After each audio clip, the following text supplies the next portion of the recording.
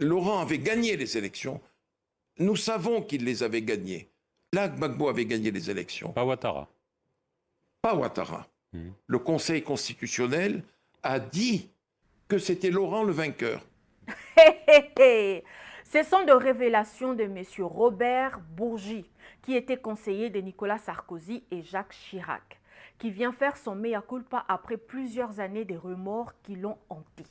Donc, après la sortie de son livre en révélation, il dit que M. Laurent Gbagbo avait remporté les élections en Côte d'Ivoire en 2010.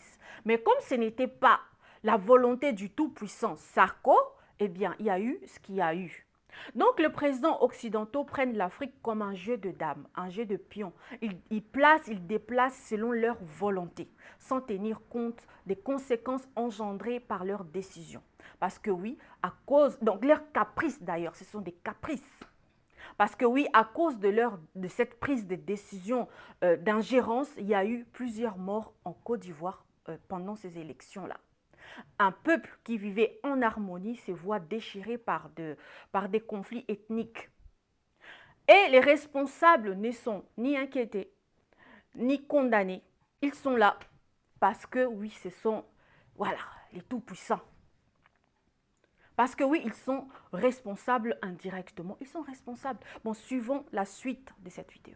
Monsieur Perelman, vous m'offrez l'opportunité de laver ma conscience. Comment vous dire, Laurent est tombé, qu'il a été conduit à La Haye, j'en ai beaucoup souffert.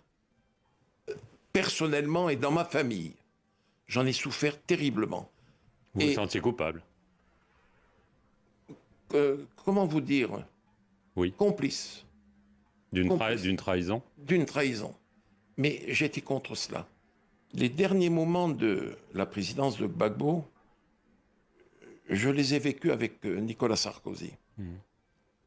Et là, les choses se sont compliquées. Les élections sont là.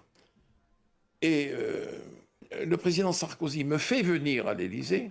Et il me dit, il va falloir que tu appelles ton ami Gbagbo et que tu lui dises d'accepter de partir.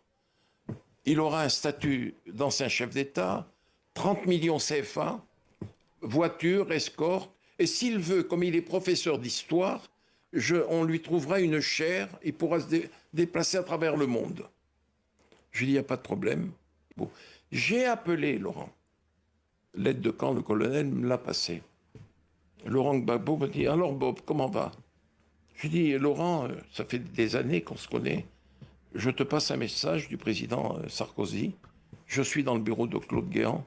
Il te demande ceci, ceci, cela. Ce que je viens de dire. Il m'a dit, tu diras à ton ami Sarkozy que je serai son Mugabe. Bob, je t'ai assez entendu. Et il a raccroché.